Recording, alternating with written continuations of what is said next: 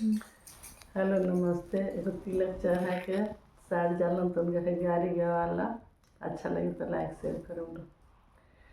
गोरखपुर से रेल खुलल अवरुद पहिया सरवा के दिदिया भाग गईली आई हो दादा कहिया सरवा के दिदिया भाग गईली आई हो दादा कहिया।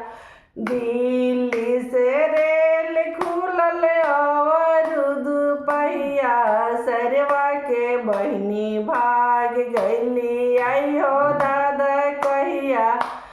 पटना से रेल खुलल अवरुद पहिया सरवा के दिदिया भाग गईली आई हो दादा कहिया। सरवा के दिदिया भाग गईली आई हो दादा कहिया। गाँव गाँव में शोर भइल छप गईल खबरिया सरवा के दिदिया भाग गईली आई हो दादा कहिया।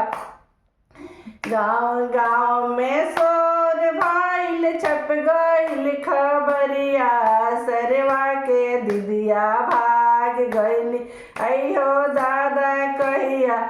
पुलिस से दरोगा पूछे पूछे लासी पहिया सरवा के दिदिया कहाँ गईली आई हो दादा कहिया।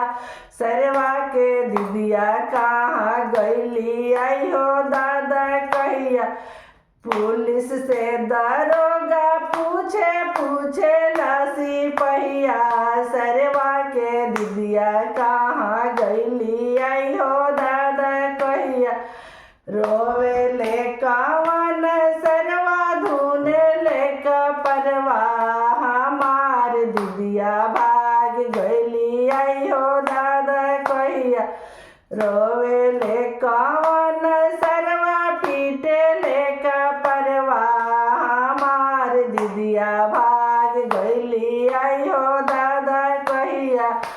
हमरो कवन भैया बड़ी रंग दरवा खोज के लिया दिए आई हो दादा कहिया। खोज के आई दिए आई हो दादा कहिया।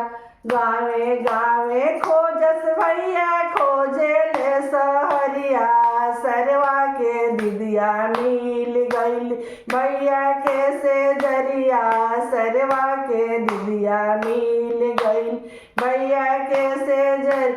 गाँव गाँव खोजस भैया खोजे ले सहरिया सरवा के दिदिया मिल गईल भैया के से जरिया सरवा के दिदिया मिल